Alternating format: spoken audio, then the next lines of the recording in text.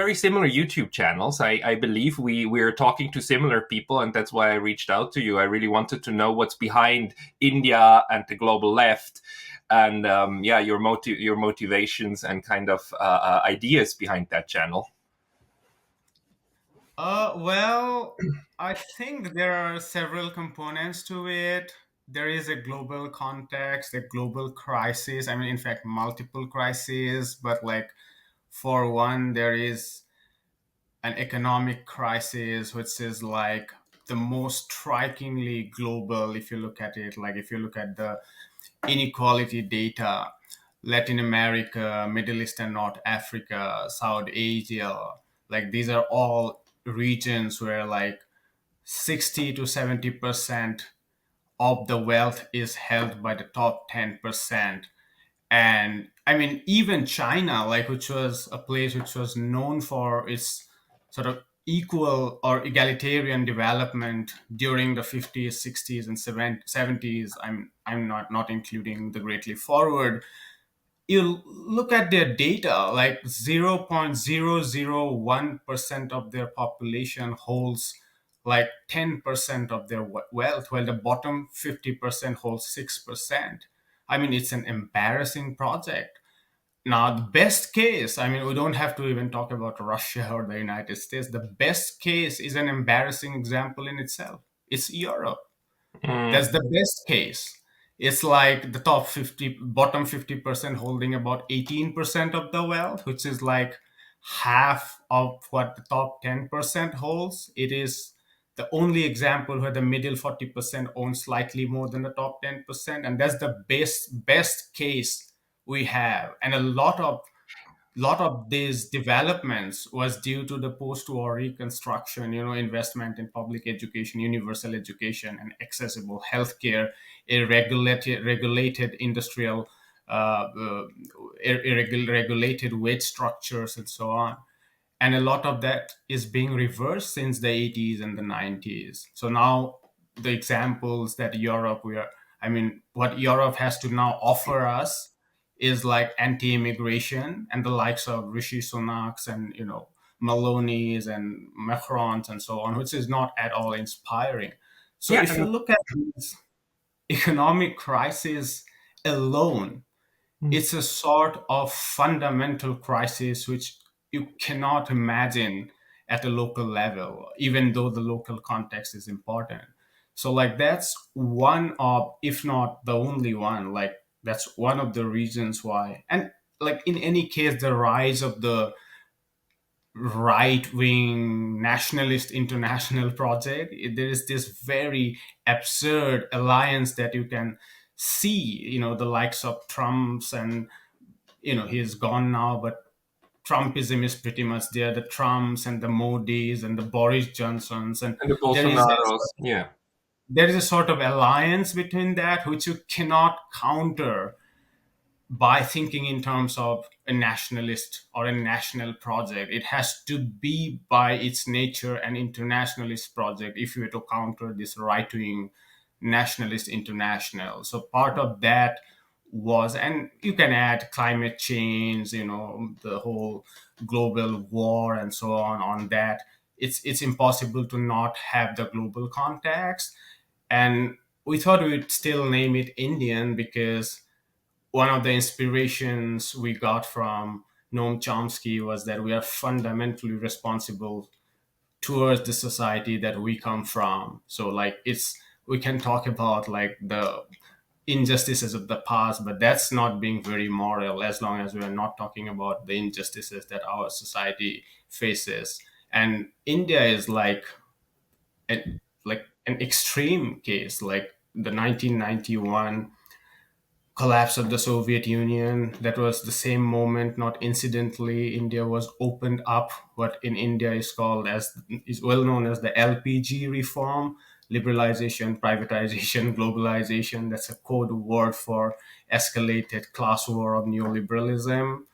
And with that came sort of many changes. For one, there came some growth, and that growth led to some rise of a middle class, which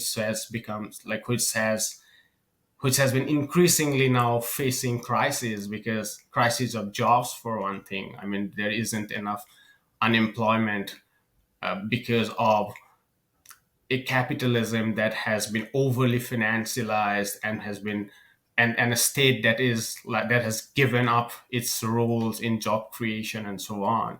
So these are some of these fundamental crises, and then a consumerist sort of turn where things like social media has bankrupted us. It has thrown us into a sort of maze of a celebrity culture where reality itself is too embarrassing to face, and that's why we'll have to act as if we are like, I mean, I was looking at this numbers like cosmetic plastic surgeries. I mean, imagine a country like India, like the recent World Economic Forum's data says like 220 million people in India which earn less than this embarrassing poverty line of $1.9 a day.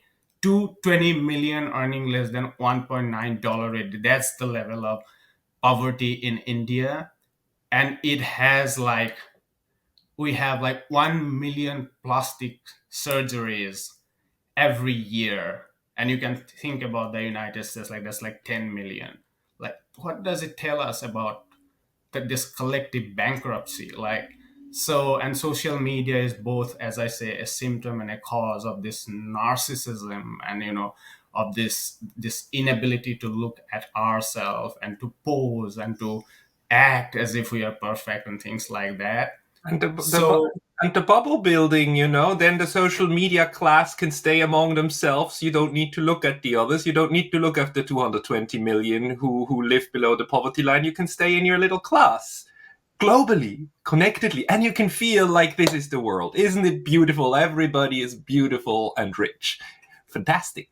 absolutely. I mean, one of our great thinkers, Arundhati Roy in India, she says that there are many secessionist movements that go on everywhere and also in India, but the most successful secessionist movement has been one of the elites. So now the elites have sort of ceded to outer space. That's the kind of physical and social separation that you were talking about. And this is like very, very reflective. I still remember like growing up in late 90s, going to public schools. And in fact, come from a place which was very, very like backward materially. If, bordering area in India itself. It was a village. And so the public schools and a lot of public buildings like hospitals were the sort of epitome of civilizations for us, because these were the big buildings. There would be fencing, and so others, elsewhere you would have not even sand gravels. Those would be like, what we call in India the kacha roads, like not even concrete. So that was the place where a very casteist segregated society like India, and children would go there and intermingle, like even if that is temporarily, even though there were things like private tuition and it was segregated even then, but there was this school where you would go, or playgrounds where you would go and socialize. Now today you go back to my place and you see all those public schools are literally underwater. That is because of the collective inability to deal with something like water clogging. And all the private premises, they are just going up. Their buildings are going up and up, and their basement is going up and up because they're landfilling to get rid of this water clogging in it. That's the sort of most insane private solution to a public problem. And that has pushed like children right from it's a segregated educational structure, and all you can do is this privatized, uninspiring, apartheid like education within this cage like schools, and you come out of that, and then 2 years before your college you are filtered through something like, what is this insanity of entrance exams where you are made a standard products of factory. This is prior to when you enter engineering or medicals and all those technocratic fields. And you tend to think like you end up as this narcissistic individual where personal glory is mistaken as sort of individuality and signs of democratic progress, where big buildings are assumed as reflections of collective progress and so on. So that's the kind of crisis we are in. And I mean, when you look for solutions within this, it's impossible to ignore a tradition of scholarship and politics and so on, which can be broadly approximated as the left. I mean, part of why we retained the name left was because of this overt sort of embrace of the word right wing by the other side. And is that liberal, what Tariq Ali says as the extreme center, their shyness to counter the right, they are not even capable to develop a vocabulary that can stand as a counterpose. And it is this very simple reason, as a marker of protest, we retain the name left, even though we, like, technically our entire team is think very passionately that we need a new sort of, we shouldn't be stuck in that old language, like the language of the 19th century. We don't have to explain capitalism by invoking again and again things like dialectical materialism and things like that. So yeah, I mean, that is the kind of place we are coming from. Yeah, I think that's a very good idea, and I share that. I've been part of the Swiss Social Democrats since I was since something like 20, so for 16, 17 years now. I joined them when the right wing in Switzerland made its major gains, because I thought, you need to do something against that. And even though maybe the left or the Social Democrats are not perfect, but it's the best thing available. And at least there is a tradition. And, yes, I agree with you. We shouldn't be stuck in these old concepts. But, this kind of tabula rasa moment, every time you do that, and every time you think now, now comes something completely new, you usually just repeat the mistakes of before and create the same thing again. So why not kind of say that, yeah, we have something that's nice, that's the left. And I would like to add that there's something today that I call the real left, which is the kind of exactly what you were describing. The people who want fair living conditions, some level of redistribution, some level of social insurances that are collectively carried, and really care about the kind of the wealth distribution, and not just the woke kind of feel good, let's use the right pronouns for everybody kind of left, which I don't oppose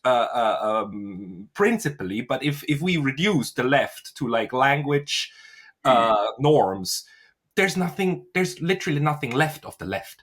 So there's the real left. And funnily enough, one of the things that I also believe to see at the moment that I haven't seen before is the emergence of a real right.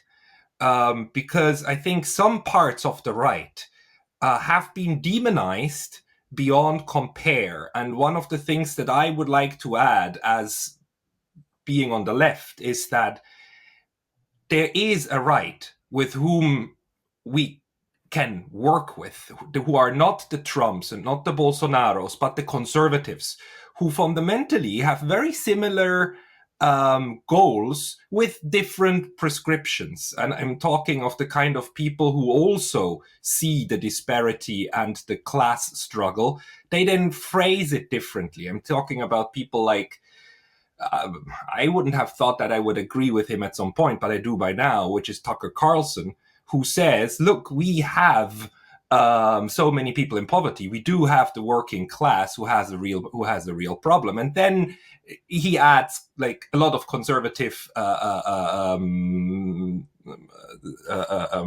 models on top of that, with religion and anti-immigration and so on, things that I on the left wouldn't agree with, but I think that that's the right that is part of a very, very legitimate spectrum on the in a democracy, because ultimately in democracies we always have the problem that we need to accept, if we want to be good Democrats, that we need to accept the other one, right? We need to accept those that we don't agree with. Otherwise, we are not democrats. We are just dictators light, or dictators left, or dictators on the other side. But so I see that, and I see the kind of demonization of a lot of people, especially on the left, people who used to be fairly and squarely left in the 80s and 90s, who are now being kind of outcasted as, oh, you're actually belonging to the Nazis and the fascists and so on. So this demonization is happening, and the demonization, I see it especially prevalent in the in this kind of ideological middle, which I, for the lack of a better description, because I haven't figured it out yet, I would call this kind of woke part that tries to push everybody else out of the public discourse.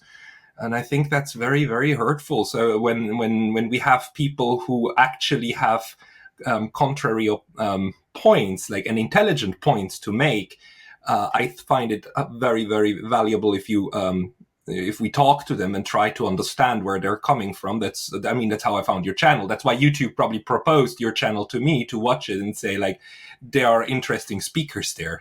Watch them. Which is absolutely what you're doing brilliantly. Thank you. Yeah, I mean, part of our collective intellectual bankruptcy is to not do the hard work of analysis, and instead resort to labels to forward our politics. So it's like it's always hard to see. At least it takes some labor to do a Google search, even if it's a simple thing, to see what's the size of your budget of the central government. It would take at least a Google search.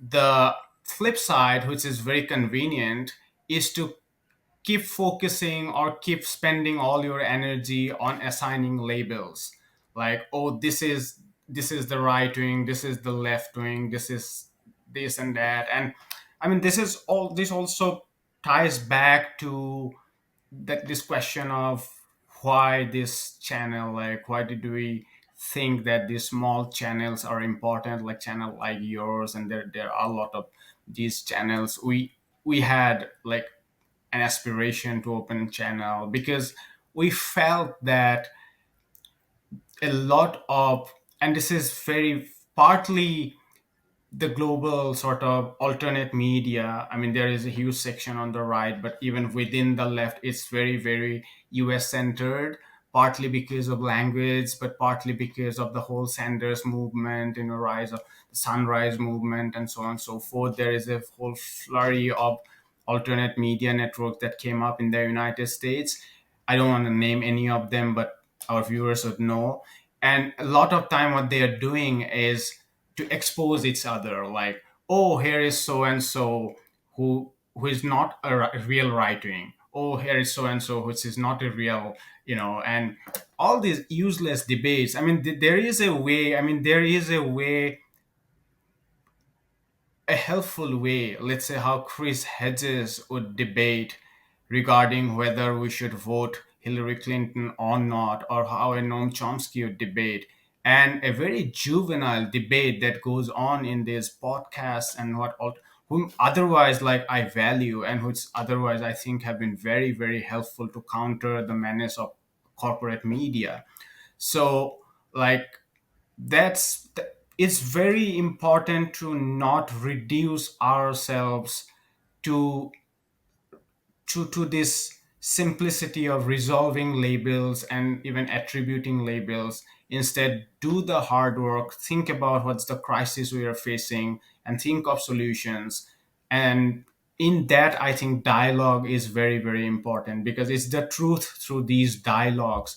Cornel West, one of those whom I admire, he said once that it's most often the desire to be truthful that guides me, rather than thinking about these complexities of labels and what others would perceive me of. And it's that desire for truth. I know truth today has become sort of uh, complicated with rise of postmodernism and things like that. Oh, one is naive if one talks about truth, but you know what I mean. A desire to go towards richness of analysis, rigor of an academic rigor, a commitment to truth, an intellectual labor that needs to revisit stuff, properly reference things like that, and not just throw up numbers or just be repetitive, like even if it's like something good, further the discourse. And if you want to further the discourse, we should not be afraid of disagreements. I mean, it is this sort of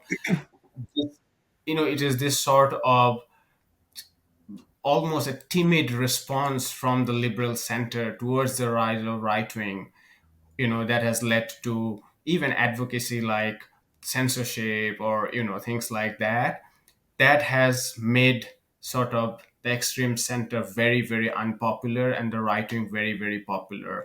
So I think what we should bank on is our intellectual depth about explaining the reality. Like, inequality is not negotiable. It can never be argued against because that's the reality. All we have to do is to show the reality around it and the dynamics which is reproducing the social. So those are the kind of like ways in which our team like thinks and operates on.